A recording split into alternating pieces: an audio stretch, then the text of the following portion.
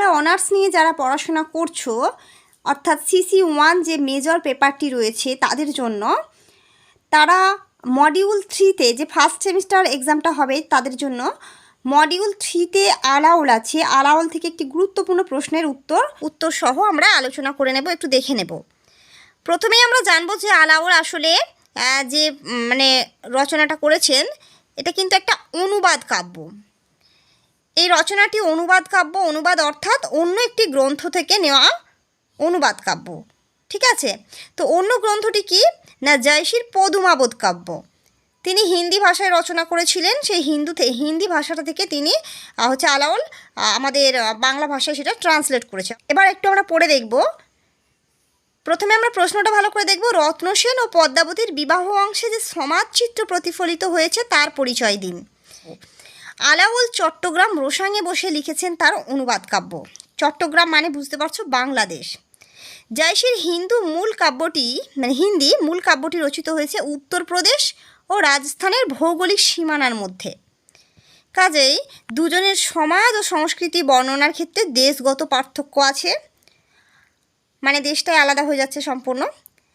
আলাওল মূলত বাংলাদেশের সংস্কৃতি ও সমাজের অভিজ্ঞতায় ঋদ্ধ।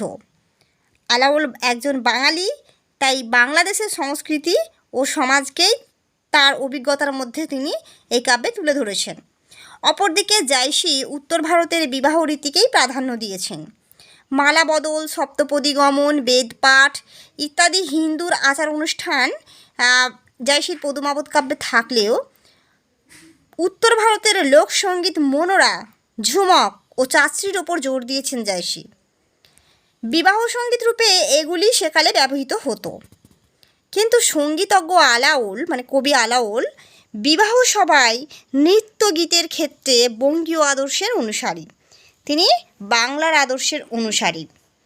সেকালে বাঙালি সমাজে বিয়ের অনুষ্ঠান আচার সমূহ ছিল উৎসব কেন্দ্রিক। বৈবাহিক আচার পালন শুরু হতো বিয়ের আগে থেকে, বিয়ের পরেও তা চলতো। এখানে মঙ্গল অমঙ্গলের কথা মাথায় রেখে চলতো অনুষ্ঠান। পুরোহিত প্রজাপত্যাদি গ্রহযষ্টির পুজো দিতেন। বিয়ের যাবতীয় সামগ্রী বরপক্ষের লোকেরা নিয়ে যেত ভাবী বধূর বাড়িতে। বুঝছো তো তৎকালীন বাংলাদেশের বিবাহ কেমনভাবে হতো এখানে কিন্তু সেটা তুলে ধরা হয়েছে। অর্থাৎ বরের বাড়ি থেকে কিন্তু ভাবী বধূর জন্য যাবতীয় সামগ্রী যেত। বিবাহকালে নট মন্দিরে চলতো নৃত্যগীতের মহাধুম। নট মন্দিরে নৃত্যগীত চলতো, তাতে অংশ নিত কারা? পেশাজীবী নর্তকী। এমনকি উচ্চবিত্ত সমাজের বৈবাহিক উৎসবে বারাঙ্গনাও হতো আমন্ত্রিত। বারাঙ্গনা মানে তোমরা বুঝতে পারছো। পদ্মাবতীর সেনের বিবাহে নাচে বেশ্যা নৃত্যকালে মনোহর বেশ। এখানে আমরা কোটেশনের লাইনটা তুলে দিয়েছি। এখানে এই লাইনটা দেখে তোমরা বুঝতে পারছো যে বেশ্যারাও কিন্তু সেখানে, অর্থাৎ বারাঙ্গনাও সেখানে নৃত্যে অংশ নিত। সমাজে এই সময় বিদূষকরাও রঙ্গ ব্যঙ্গের জন্য আমন্ত্রিত হয়ে অভিনয় করত নানা ধরনের। বিদূষকরা যে অভিনয় করতো সেটাও আমরা একটা লাইন দিয়ে তুলে দেবো এইভাবে, নানা কাছে নানা ঢং করে বিদূষক। এই লাইনটা সেখানে আছে। সেকালে কিংবা একালেও বিবাহের মতো সামাজিক শুভ অনুষ্ঠানের শুভেচ্ছা সধবা রমণীদেরই প্রাধান্য। মুকুলিনী সধবা শুভেচ্ছা নারীরা বরকনের স্নানের সময় উপস্থিত থাকতেন। সে যুগে প্রাক বৈবাহিক এই উৎসবের নাম অধিবাস। অধিবাসের পর নান্দিমুখ শ্রাদ্ধ হয় পিতৃপুরুষকে তুষ্ট করার জন্য।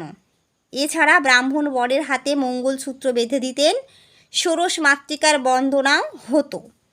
কন্যার পিতা গন্ধর্ব সেন সিঁদুর নিয়ে স্বস্তিকা চিহ্ন আঁকার পর গৃহের ভিত্তিতে বসুধারা অর্থাৎ 5 বার বা 7 বার ঘৃত ঢেলে দিতেন।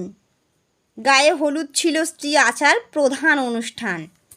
এই অনুষ্ঠানে আত্মীয় অনাত্মীয় প্রতিবেশী মেয়েরা অংশগ্রহণ করতেন।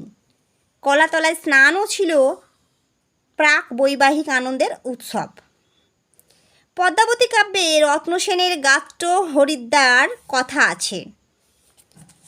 দেখো, সুগন্ধি হরিদ্রা শরীর মাজিল, রম্ভাতলে পুষ্করণীতে স্নান করাইল, রাজযজ্ঞ পড়াইল বস্ত্র অলঙ্কার। বিবাহকালের আগে থেকেই নাট মন্দিরে চলত নৃত্যগীতের ধুম।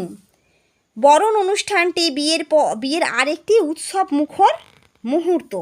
পদ্মাবতী কাব্যে কন্যার পিতাই বরণ করলেন বর রত্নসেনকে। আসিয়া কন্যার বাপে বরণ করিল, পাদ্য অর্ঘ্য আচমন বস্ত্র অলঙ্কার, একে একে দিয়া নৃপ কইল পুরস্কার। বিবাহে নানা ধরনের আতশবাজি পোড়ানোর প্রথাও ছিল। এছাড়া সপ্তপদী, মালাবদল, শুভদৃষ্টি প্রভৃতি বাঙালি সমাজের চিত্রই মনে করিয়ে দেয়। এটা একটা মাঝারি প্রশ্নের উত্তর। তোমাদের যদি প্রশ্ন দেখো, এখানে বলছি তোমাদের তো 5 নম্বরের প্রশ্ন 3টি আসে, তো এটা কিন্তু একটা 5 নম্বরের প্রশ্নের জন্য তৈরি করা উত্তর। আজকের মতো ভিডিওটি এখানেই শেষ করছি। দেখা হচ্ছে নেক্সট ভিডিওতে। বাংলা অনার্সের যে কোনো প্রশ্নের উত্তর পেতে আমার চ্যানেলটিকে সাবস্ক্রাইব করে রাখো।